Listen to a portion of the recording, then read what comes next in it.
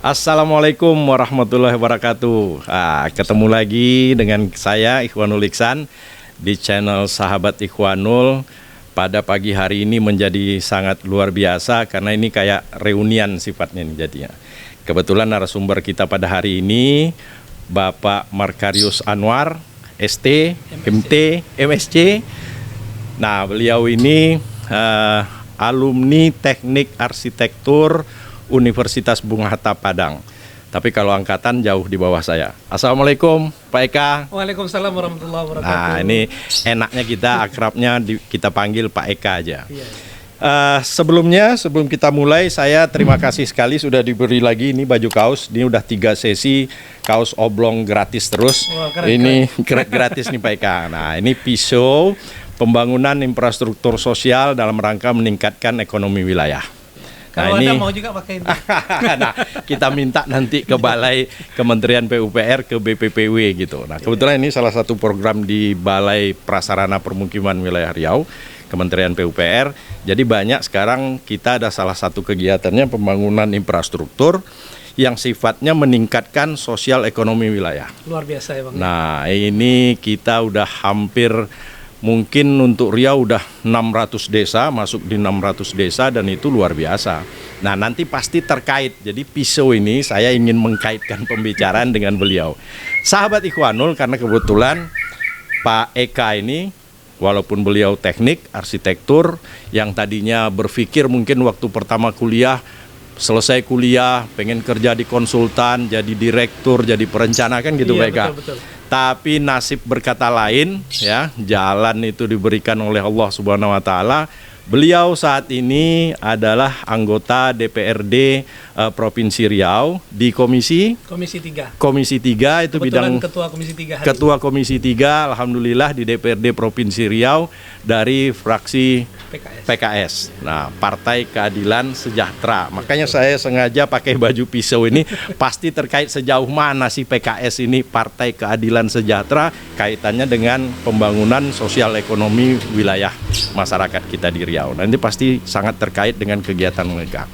Baik sahabat Ikhwanul, sebelum kita lanjut, saya ingin pertama kali bertanya, karena jarang sekali Pak Eka, hampir mungkin akan ada 1-2 rekan-rekan alumni teknik arsitektur khususnya di Bung Hatta itu yang mampu bersaing di legislatif, bahkan sekarang ketua komisi lagi. Nah, ini kan agak unik ini. Tapi kita bersyukur karena selama ini kita bicara di legislatif itu hampir jarang sekali, sehingga hal-hal yang sifatnya pembangunan infrastruktur, perencanaan, perancangan jauh dari orang yang sebenarnya harus terkait di situ gitu. Nah, sekarang bisa nggak cerita sedikit Mbak Eka, ini kok bisa sampai ke sana itu gimana ceritanya? Silakan Mbak Eka. Baik. Assalamualaikum warahmatullahi wabarakatuh, sahabat Ikhwanul yang berbahagia. Saya ingin cerita sedikit ya, pertanyaan dari Bang Ikhwan tadi, kenapa bisa sampai ke politik ya. Sebetulnya saya dari awal memang lulus dari arsitektur Bung Hatta itu sebetulnya jalur akademis sebetulnya Bang. Dulu saya asisten dosen, kemudian pengen jadi dosen, akhirnya kuliah ke Malaysia ngambil jurusan urban design atau arsitektur kota. Jadi S2 saya itu MSc-nya itu di urban design, Universiti Teknologi Malaysia. Oh, yang di UTM. Nah, kemudian pas pulang, karena istri saya dokter. Emang waktu itu Bung Hatta kerjasama dengan UTM itu ya? Iya. Oke, ambil program. Awal memang niatnya balik ke Bung Hatta ngajar, mengabdi di Bung Hatta. Ya. Cuman karena istri saya dapat PTT-nya di Riau, ya, khususnya di Pelalawan waktu itu 2005 ya. Akhirnya saya ngajarnya di Lancang Kuning. Sempat juga ngajar Bang. Sempat ngajar, sempat juga bekerja sebagai arsitek profesional dan bekerja di beberapa konsultan di sini sebagai perencana kota. Dan ada memang beberapa karya saya juga di Riau ini, termasuk salah satunya desain rumah dinas Pak Bupati Rohul ya, yang di Bukit tuh. Oh, yang di atas itu ya? Itu salah satu karya monumental saya terakhir. Sebelum saya meninggalkan, bukan meninggalkan ya, fokus di dunia politik ya. Jadi ya ceritanya seperti itu. 2009 saya di Pelalawan, tinggal di sana, bersosial dengan masyarakat di sana. Tiba-tiba partai menugaskan untuk tapi waktu itu sudah di PKS gitu ya? Sudah. Kader saya PKS gitu. Sebagai kader PKS dari awal. Jadi waktu pendirian PK di Padang, deklarasi PK di Padang pun saya sebagai MC deklarasi waktu itu. Wah, jadi memang sudah terlibat dari awal. Sehingga 2004 diminta, saya malah pergi sekolah. Tadinya 2004 sudah mulai mau dimasukkan ke sebagai caleg di kampung kan, di Sumbar. Cuma waktu itu saya sekolah ke Malaysia. Dan ada alasan lah untuk dicalonkan. Kemudian pulang di sini 2009 nggak bisa ngelak lagi, ditugaskan ya udah Bismillah. Nah, cuman karena memang kita di jurusan arsitektur dulu diajarkan bagaimana berorganisasi, pasti. Pelatihan kepemimpinan itu diasah di sana. Saya juga kan dulu ketua himpunan mahasiswa arsitektur Bung Hatta. Wah, berarti pernah ketua Hima tahun? Iya, Hima. Tahun berapa ya dulu? Saya udah keluar itu. 99 ya selesai kan 2000 saya selesai. Jadi 98 99 itu saya ketua himpunan arsitektur. Kemudian juga sebagai ketua UKM Kerohanian Islam FSI Nurjannah. Yang masjid Nurjannah ya betul. Ya, jadi ada 2. Kemudian juga aktif sebagai sekretaris senat di fakultas. Nah, jadi memang sudah ada background organisasi lah ya, dan secara sosialnya sudah mulai dilatih. Waktu saya ke Malaysia pun saya aktif langsung di Ikatan Keluarga Muslim Indonesia, lebih banyak ke pemberdayaan masyarakat, terutama untuk para tenaga migran, TKI. Jadi banyak melakukan pembinaan di pabrik-pabrik di Malaysia, di kilang-kilang, ya sehingga memang ini sudah mulai terasa sosialnya. Sehingga waktu saya ngajar di Lancang Kuning, tinggal di Pelalawan, aktif di... Udah terbiasa lah dengan kehidupan kemudian langsung, itu ya. Aktif di masyarakat, jadi di Ikatan Keluarga Minang Riau di Pelalawan waktu itu, diminta juga oleh tokoh-tokoh di sana membantu. Kebetulan sedang membangun masjid. IKMR. Ya, IKMR.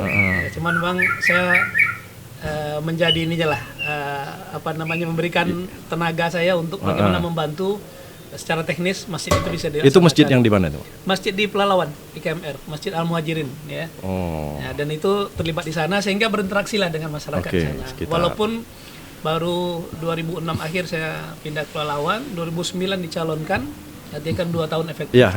Ya alhamdulillah ternyata masyarakat memberikan kepercayaan sehingga kita terpilih, dan disitulah mulai berarti awalnya anggota DPRD Kabupaten Pelalawan. 2009 sampai 2014. Dari 2014 dapat tugas baru lagi. Karena di 2009 sampai 2014 itu saya di kabupaten, ya mungkin dianggap berhasil lah oleh partai, sehingga saya diangkat untuk menjadi bendahara di tingkat wilayah, bendahara partai wilayah DPW. Nah, jadi karena saya udah bendahara partai di DPW, 2014 malah langsung dicalonkan di provinsi. Nah, ini tugas berat lagi. Setahun aja di kabupaten berarti ya, satu periode ya. Tahun, ya. Itu kurang lebih Bang. Jadi berarti memang mulai fokus lah di politik itu mulai dari 2009 itulah. Karena sampai 2009 itu saya masih ngajar, masih bolak-balik juga ke Lancang Kuning. Gitu. Jadi sahabat Ikhwanul terbukti bahwa orang mahasiswa ketika mahasiswa yang aktif di semua organisasi kemahasiswaan sampai Hima, himpunan mahasiswa, di Senat gitu ya. Nah ini terbukti ketika selesai kuliah kembali ke masyarakat itu udah nggak kagok lagi menghadapi masyarakat. Nah cuman saya flashback ke belakang sedikit cerita himpunan mahasiswa arsitektur, saya jadi ingat. Jadi himpunan mahasiswa arsitektur Universitas Bung Hatta itu pertama kali didirikan saya bersama Bang Sanusi Sitorus waktu itu tahun 82. Jadi 82 waktu itu mau ada temu karya ilmiah mahasiswa arsitektur se-Indonesia. Itu kita harus punya hima, kita bentuk himpunan mahasiswa. Nah, kemudian apalagi senat. Waduh, nanti kalau bicara organisasi di Bung Hatta cuman tahunnya beda. Jadi kita udah gak ketemu lagi. Dan terakhir kalau saya ketua BPM. Dulu namanya Badan Perwakilan Mahasiswa. BPM gitu, ya, ketua BPM.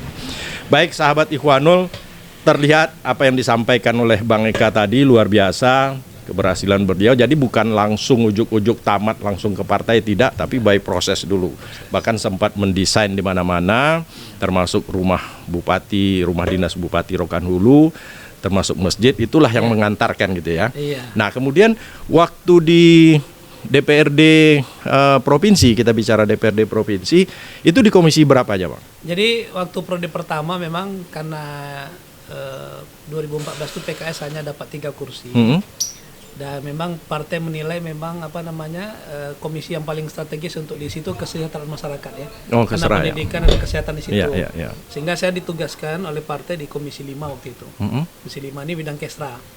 Tapi itu 1,5 periode pertama. Setengah periode kedua, barulah saya masuk ke Komisi 4. Komisi 4 infrastruktur. Infrastruktur. Sesuai dengan background saya. Iya. Itu di tahun? Tahun 2014, 15, 16 kali 16 ya. Oke. Pertengahan 2016. Oke. Sampai 2019. Oke. Oh. Sampai akhir periode yang pertama itu. Ya. Dan memang di Komisi 4 itulah memang saya menemukan kembali jati diri sebagai seorang arsiteknya. Ternyata ilmu-ilmu yang kita dapatkan dulu selama itu kuliah sangat berguna sekali, terutama yang waktu saya sekolah S2 di Malaysia, jurusan urban design, perencanaan kota itu. Itu banyak sekali mempengaruhi kebijakan dan sikap saya dalam mengambil sikap-sikap politik ya. Di dalam mengkritisi ataupun mengarahkan kebijakan-kebijakan pemerintah yang berkaitan dengan lingkungan, berkaitan dengan kota, berkaitan dengan masyarakat juga ya. Sarana prasarana infrastruktur. Jak, sekarang gini, selama di Komisi 4 infrastruktur, ini kita kadang-kadang masyarakat ini nengoknya gimana ya? Seakan kan anggota-anggota dewan yang terhormat ini sudah masuk, terpilih, terus kegiatannya apa atau upaya di dalam apa, kan kita nggak juga. Boleh nggak cerita mereka kira-kira kegiatan-kegiatan apa saja waktu itu yang andil, katakanlah andil Bang Eka, atau mereka memang mengupayakan ini, ada kegiatan yang benar-benar, atau memang nggak ada sama sekali, memang duduk manis, terima gaji, orang sering ada kan pendapat yang begitu, pandangan. Persepsi masyarakat ya. Kira-kira waktu di Komisi 4 itu mereka apa tuh yang kalau bisa disampaikan? Jadi 2018 sebetulnya dari 2016 ya Pak Gubernur itu punya janji kampanye. Kebetulan saya pendukung Pak Gubernur ya. Salah Gubernur Pak Samsuar. Samsuar ya, oke. Ya, janji kampanye beliau itu salah satunya adalah beliau dari Bupati dulu ya. Saya tim beliau di waktu beliau jadi Bupati. Siap kedua, ya. Oke. Nah, jadi waktu itu kampanye janji beliau adalah membangun jalan lintas dari Jalan Pramuka ke Perawang melalui lintas PT SIR ya. Yang tembus itu ya? Iya, yang tembus itu. Jadi waktu itu kan ada kendala karena pelepasan dan lain sebagainya. Itu baru selesai di akhir periodenya Pak Andi Rahman sebagai gubernur. Akhirnya itu baru tanah itu diserahkan ke pemerintah. Nah, untuk mulai dibangun. Iya. Nah, jadi itulah dibangun zaman Pak Samsuar berarti ya? Iya, mulainya. Jadi mulai 2018 waktu tapi zaman prosesnya Pak Andi. Sejak Pak Andi. Oke. Jadi waktu itu saya sampaikan ke Pak Samsuar, kalau memang Bapak mau menjadikan memang janji kita ini harus ditepati. Iya. Nah, maka saya waktu itu minta di Komisi 4. Tujuannya apa? Untuk mengawal supaya ini bisa dilaksanakan. Dan ini maka janji mulai Bupati. 2018, 2019 itu mulai anggaran pertama untuk jalan lintas PT SIR. Makanya 2017 saya pindah ke Komisi 4. Salah satu misinya mengawal itu. Alhamdulillah sewaktu dan sukses ya. Alhamdulillah waktu saya di sana mulai kita bahas di komisi dengan PU. Kemudian juga saya juga sebagai anggota Banggar. Alhamdulillah kita mulai bisa menganggarkan di pembahasan 2018 itu anggaran pertama untuk pembangunan jalan lintas PT SIR itu. Dan itu sudah sudah dimulai, itunya waktu itu saya masih ingat ya 19,6 miliar ya waktu itu. Anggaran pertama ya. Tahap pertama. Dan itulah terus kita kawal sampailah 2019 itu rasanya sudah bisa selesai waktu itu ya. Cuman di 2019 akhir mulai Covid, 2020 itu anggarannya dipangkas ya. Iya. Itu hampir semua. Semua anggaran dipangkas. Makanya memang waktu itu tertunda juga. Baru iya. tahun 2022 kemarin lah selesai kan. Nah, 2022 itu pun sekaligus ya kita kawal, dan memang semenjak itu saya selalu minta di Banggar untuk mengawal final dari penganggarannya. Karena kalau teknis kan kawan-kawan PU lebih paham. Iya, pasti. Tapi kalau dewan ini kan kebijakan dan penganggaran. Iya, betul. Jadi ada tiga fungsi anggota dewan ini. Pertama nanti penganggaran, yang kedua pengawasan, yang ketiga legislasi, aturan. Iya. Nah, dari sisi penganggaran ini itu perda segala macam ya. Dari sisi penganggaran di Komisi 4 itu salah satu mungkin boleh dikatakan perjuangan yang fenomenal kami di Komisi 4 dengan kawan itulah diantaranya jalan lintas PT SIR, kemudian kelanjutan pembangunan jalan lintas Bono anggarannya. Oh, jalan lintas Bono. Tapi itu masih belum selesai itu. Sayang itu. Iya, masih belum selesai itu mereka. Anggarannya tidak memadai kan. Iya. Padahal potensi Bono luar biasa waktu itu. 2020 sebetulnya sudah kita anggarkan cukup banyak waktu itu sampai 60 miliar. Tapi kan dipotong juga. Oh iya. COVID memang luar biasa waktu itu. Ya. Kita PBN juga sangat besar pemotongan-pemotongan. Jadi waktu itu memang lebih ke infrastruktur, kemudian perbaikan kampung kumuh di Siak juga ada. Itu salah satu program waktu saya di Komisi 4 perjuangan kita juga bagaimana kawasan-kawasan yang sudah ditetapkan sebagai kampung kumuh oleh pemerintah itu kita kucurkan anggaran yang lebih sehingga lebih cepat. Sehingga terjadi pemerataan pembangunan lah. Jangan sampai ada yang merasa dia netri kan. Ini desa atau kota ini di sudut tapi kota desa ini, ya. Desa ya. Berbasis desa itu ya. Oke. Seperti yang kalau kayak di Tualang kan kemarin ditetapkan desa Tualangnya. Iya, yang di pasar itu belakang pasar itu. Dia agak ke sana. Ya. Itu pada satu tahun anggaran kami pernah menganggarkan untuk rehabilitasi rumah atau pembangunan rumah leun itu sampai ratusan unit di situ. Sementara desa-desa yang lain hanya 20, 10. Iya. Itu pakai APBD itu ya. APBD. Saking ininya. Nah, kemudian kita juga bisa mengucurkan perbaikan kampung tuh semenisasi, drainase dan sebagainya. Nah, itu salah satu yang yang menjadi konsen kita waktu itu juga ya. Oke. Baik. Sahabat Ikhwanul, ini menjadi luar biasa. Saya pikir ternyata memang alhamdulillah beliau arsitek dari teknik ternyata masuk di Komisi 4 dan memang bisa berbuat banyak waktu itu membangun ini ya Pak ya. Nah kemudian kayak kita bicara, nah ini saya barangkali sepintas saja tanggapan, apalagi ini PKS ini yang saya maksudkan tadi juga. Gini Meka, kadang-kadang sejauh mana sebenarnya pembangunan itu berdampak positif negatif terhadap kehidupan masyarakat gitu ya. Misalnya ini seperti yang saya sampaikan tadi di kementerian itu ada program pisau, ini kan ke desa-desa tertinggal, jauh, terbelakang gitu ya. Dan ini luar biasa. Jadi APBN itu hanya membantu 300 juta per desa misalnya, tapi yang 300 juta tadi kan langsung ke masyarakat. Betul. Mereka yang merencanakan, mereka yang melaksanakan pembangunannya gitu. Nah itu ada yang bikin jembatan kecil, ada semenisasi, ada tambatan perahu, dan itu luar biasa meningkatkan ekonomi masyarakat di lingkungan itu. Targetnya kan gitu. Betul. Nah ini terkait dengan jalan PT SIR tadi nih, Mang. Kami biasanya ke Siak itu kan lewat Minas atau lewat Meredan. Meredan ya, atau Sikijang Mati dulu kan. Mula-mula dulu lewat simpang Lubuk Dalam. Betul. Kan gitu. Nah itu Lubuk Dalam tuh kan rame. Karena situ memang pas istirahat, makan, ngopinya di situ tuh. Betul. Kemudian buka jalan Meredan, Kerinci kanan Lubuk Dalam sepi nih. Semua orang lewat ke situ kan. Nah sekarang buka PT SIR, ini juga nih gitu. Lebih dekat lagi. Nah ini lebih dekat lagi, yang dua nih tinggal nih. Jadi, nah belum kita bicara tentang jalan tol lah. Misalnya kalau jalan tol kayak kalau sekarang ke Bangkinang, kalau dulu kita kan ngopi, makan sate gitu ya. Ya, cuman ada yang menarik Bang, terkait jalan lintas PT SIR ini. Saya reses di periode yang kemarin ya, 2 bulan lalu. Ada ibu-ibu yang menyampaikan, Pak katanya, dulu sebelum ada jalan ini, terus terang saya risau Pak. Risau kenapa? Anaknya kuliah di Pekanbaru.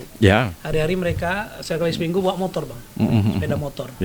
Dan itu mereka sudah pernah eksiden ya, mau jalan sini juga padat dan berbahaya kondisinya, ke Minas juga gitu ya. Tapi semenjak jalan ini katanya tenang batin kami. Melepas anak pergi kuliah pastilah lebih aman, kan? lebih cepat lagi kan. Lebih cepat lagi. Itu salah satu dampak dari sisi sosiologi ya. Apalagi ekonomi Bang. Dengan adanya semakin dekatnya akses Tualang, Perawang atau Siak ke Pekanbaru melalui jalur ini, tentu ini akan membangkitkan ekonomi di sana, masyarakat di sana. Nanti kunjungan dari orang dari Pekanbaru mau jalan-jalan sekarang lebih enak juga ke sana kan, dekat. Betul. Jadi intinya apapun itu yang namanya pembangunan pasti ada plus minusnya. Mungkin dalam tanda kutip ada yang diuntungkan, mungkin ada yang dirugikan juga. Tapi itulah seninya dalam pembangunan. Tapi kalau kita tidak membangun, mempertahankan yang ada ya nggak mungkin juga kan gitu ya. Baik, sahabat Ikhwanul, saya barangkali sepintas kita udah dapat benang merahnya bagaimana Bang Eka ini atau Pak Markarius Anwar ini bisa sampai ke dari tamat arsitektur, bekerja sebentar, kemudian di Pelalawan, DPRD Kabupaten, 1 periode pindah ke DPRD Provinsi, sudah 2 periode ya. Ini yang periode yang kedua sekarang. Nah ini periode yang kedua yang sekarang ini yang akan berakhir ini. Nah saya dengar 2024 ini mau naik kelas lagi katanya nih. Mau naik kelas lagi, bersaing di tingkat nasional. Insya Allah mudah-mudahan beliau Bang Eka ini akan maju sebagai caleg untuk DPR RI. Kalau di PKS ini Bang, kami kan kader itu tidak bisa mengajukan diri, tidak bisa meminta ya. Tapi memang kalau didapat penugasan harus dilakukan. Ya, kalau mau enaknya aja mungkin melanjutkan di provinsi, mungkin perjuangannya tidak terlalu seberat mungkin di pusat ya. Kalau dianggap sudah oke, sudah settle, sudah bagus di sini dan ini potensi, pasti pengurus akan mencoba untuk. Jadi 2 bulan lalu saya diundang ke DPP dan disampaikan bahwasanya diamanahkan untuk mempersiapkan diri, untuk memperkenalkan diri pada masyarakat, maju sebagai calon anggota DPR RI dari Riau 1. Oh Riau 1 ya? Riau 1 Bang, walaupun saya dulu di Pelalawan, itu kan Riau 2. Oh Pelalawan masuk Riau 2? Riau 1 ini apa aja nih? Riau 1 ini kan Siak, Pekanbaru, Rohil, Dumai, Bengkalis, Meranti. Oh, lebih ke pesisir lah ya? Kenapa? Karena Siak masuk Riau 1. Suara saya kemarin di pemilu yang kedua saya ke provinsi ini di Siak lebih besar.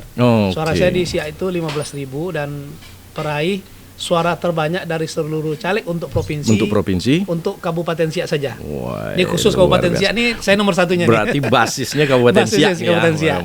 Walaupun dari Pelalawan dulu di periode pertama, tapi di periode yang kedua ini Pelalawan itu ya? Masuk Riau 2. Riau 2 ya. Jadi di periode yang kedua ini saya memang lebih banyak berkiprah di Siak. Karena dukungan masyarakat di Siak luar biasa ya.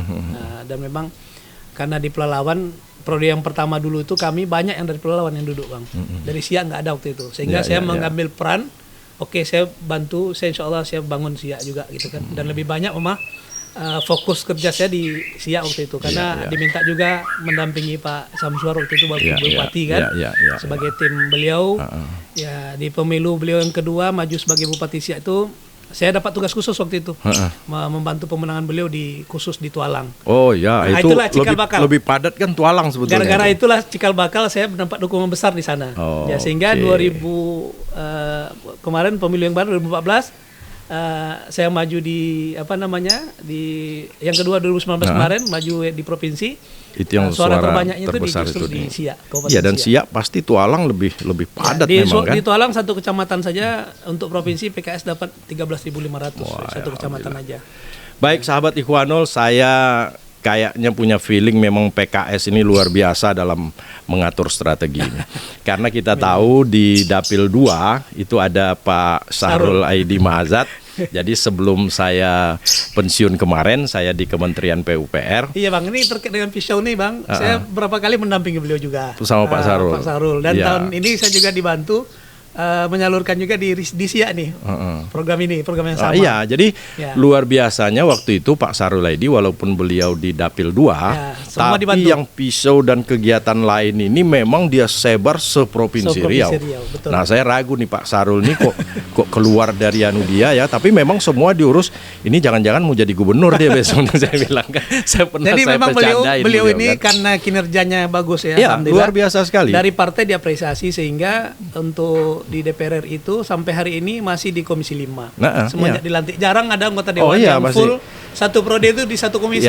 Dan saya sudah dipindah-pindah itu. Kalaulah misalnya saya punya power, saya punya untuk ngomong ke PKS, saya mau sampaikan Pak Sahrul Aidi itu jangan dipindah saya bilang. Biarlah dia di situ gitu. Nah, mudah-mudahan nih Pak Gubernur juga pernah menyampaikan itu kan. Jangan sampai terima kasih karena ada yang dari Riau di Komisi 5.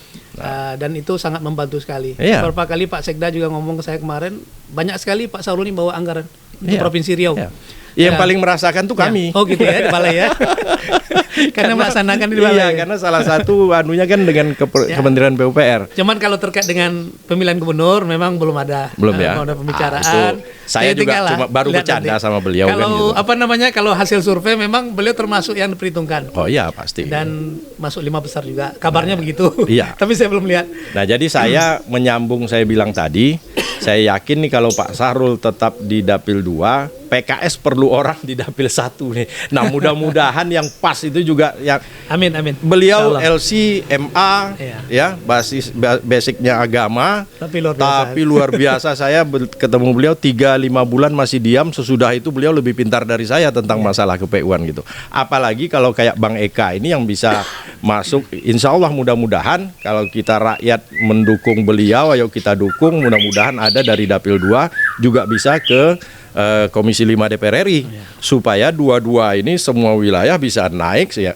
Karena memang isunya mereka luar biasa. Riau ini kalau di sektor ke-PU-an pasti sangat membutuhkan sekali gitu. Ya betul Bang. Jadi kayak Pak Adil kemarin ribut-ribut itu harusnya kan juga APBN juga bisa masuk ke sana gitu. Betul betul. Baik sahabat Ikhwanul, kita bertanya satu lagi nih. Ini mungkin pertanyaan terakhir sebelum closing statement ini. Gini nih Maika. Orang sekarang di tahun yang khususnya 2024 ini persaingan katanya luar biasa nih Bang. Apalagi dapil 2 itu perang bintang katanya. Tapi dapil 1 juga perang bintang. Bukan berarti dapil 1 tidak pakai bintang kan betul, gitu. Betul. Bertaburan bintang juga nih kan gitu. Ya. Nah, ini apa nih? Selain apa yang sudah pernah mereka buat, mereka lakukan, itu tentu menjadi catatan bagi masyarakat. Nah, kemudian ke depan ini kira-kira persiapan atau apa ya nih?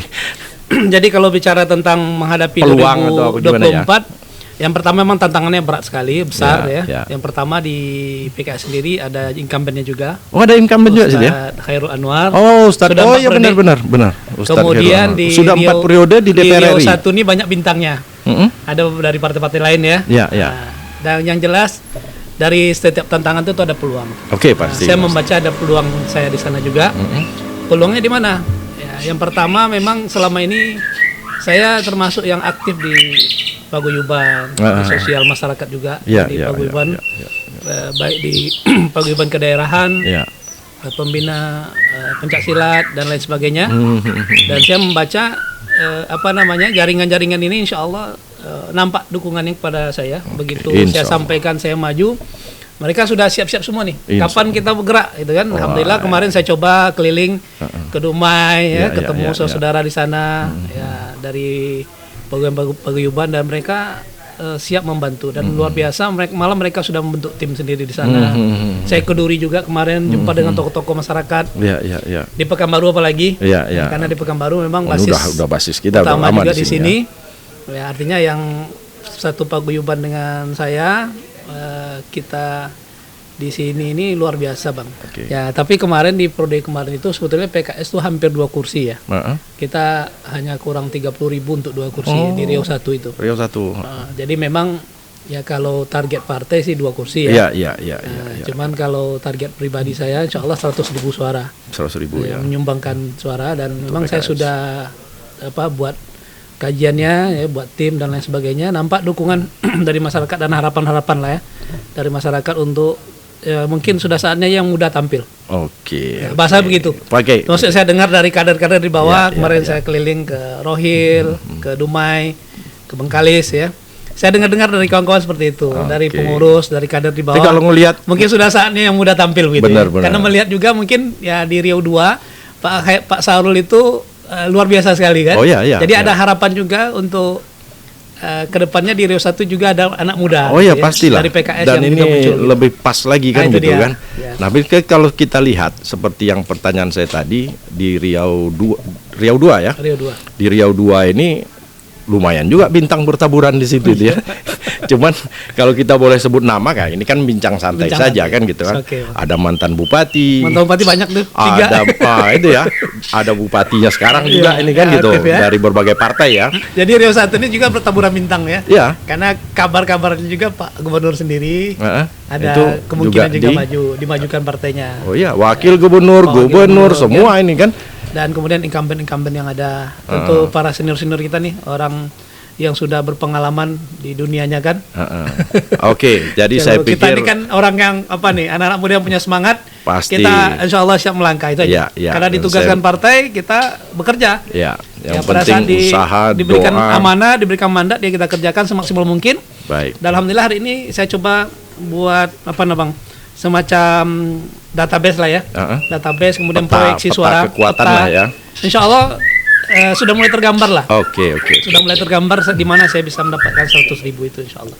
Oke. Ya, makanya kalau di di slogan tim saya itu ya Makarius ya betul, Makarius Anwar 100.000 suara. Tapi 100.000 aja cukup lah. By the way, kalau minimal berapa tahun 2019? Kalau memang yang terbanyak kemarin Pak Joni Rizal itu 87.000. Oh, Joni Rizal lagi ya. Oke, 87.000. Pak Hairul itu 76 ribuan ya. Oke. Ya, itu banyak kedua kalau nggak salah. Yang paling bawah siapa ya? Paling bawah itu? Pak Andi ya. 33.000. Oh, 33.000 duduk. Kalau nggak salah ya. Wah, kalau 100.000 berarti udah yakin kita udah bisa nempel ke sini. Mudah-mudahan bisa 2 yang naik gitu ya. Jadi memang target memang diberikan partai itu segitu juga, dan memang saya pun dalam menghitung potensi market saya lah ya, market share kan kita kan gitu ya. Kita kan hitung dulu nih. Oke, Pak. Kalau ini di market share ini di sini. Pasti ada data dulu bergerak di sini. Gitu, ya. Kalau saya market share saya di sini nih, gitu kan. Ada kompetitor di situ memang. Oke. Tapi market share-nya besar sekali di situ. Nah, makanya kalau target saya 100.000 tuh insya Allah setelah yang lain ngambil jatahnya masih ada segitu untuk saya. Baik. Kita memang ada inilah konsultan kecil-kecilan lah untuk menghitung itu semua dan mendampingi dalam kita bekerja. Yang jelas kita niat ikhlas, ingin bangun Riau, kemudian ingin maksimal dalam berbuat untuk masyarakat, sehingga apapun yang kita lakukan mudah-mudahan semuanya bernilai ibadah, dan apapun hasilnya kita tidak kecewa. Itu penting. Saya dulu itu prinsip saya. Penting maksimal. Kalau sudah maksimal berbuat apapun hasilnya, berarti Tuhan insya Allah kita tidak akan kecewa. Berarti Tuhan nggak izin di situ, ya, kira-kira gitu aja. Ya, semua pasti urusannya kan keputusan pasti kita akan betul Bang. Yang penting maksimalkan kerja kita, hasilnya serahkan pada Allah Ta'ala. Baik, gitu terima kasih. Jadi baik sahabat Ikhwanul, banyak sekali yang bisa kita dapat hari ini. Yang jelas kita bangga, apalagi saya sangat berbangga sekali sebagai senior waktu di kampus dulu ya, waktu kita sama-sama di Arsitektur Universitas Bung Hatta. Nah, kawan-kawan alumni Bung Hatta ini salah satu teman kita, satu alma mater yang akan bersaing bertempur di tingkat nasional. Mudah-mudahan saja diridhoi ini, mudah-mudahan diberi jalan oleh Allah Subhanahu wa taala, dimudahkan, dilancarkan. Amin. Terakhir sedikit saja penutup, kira-kira apa yang mau disampaikan, silakan, tapi simple dan singkat aja nih mereka. Pesan-pesanan nih. Ya. Silakan mereka. Yang pertama, kita anak muda nih punya semangat. Jadi jadilah anak muda sehingga terus bersemangat. Semangat. Yang kedua, jalankan amanah sebaik-baiknya, maksimal dalam berbuat. Ya. Jangan separuh-separuh. Oke. Kemudian tawakal ilallah, apapun hasilnya serahkan pada Allah Ta'ala. Itu aja. Prinsipnya 3 hal itu aja. Baik. Jadi luar biasa sahabat Ikhwanul, kembali ini memang match bener dengan moto atau dengan yang slogan yang kami pakai di podcast sahabat Ikhwanul di ini, tak ada yang tidak bisa. Ya. Jadi kami selalu punya moto, tak ada yang tidak bisa. Harus bisa, wajib bisa. Kita upayakan, doa, usaha. Demikian saja sahabat Ikhwanul, sampai ketemu di sesi berikutnya. Terima kasih Maika. Terima kasih. Assalamualaikum warahmatullahi wabarakatuh para sahabat Ikhwanul sekalian. Billahi taufiq wal hidayah. Wassalamualaikum warahmatullahi wabarakatuh. Waalaikumsalam warahmatullahi wabarakatuh.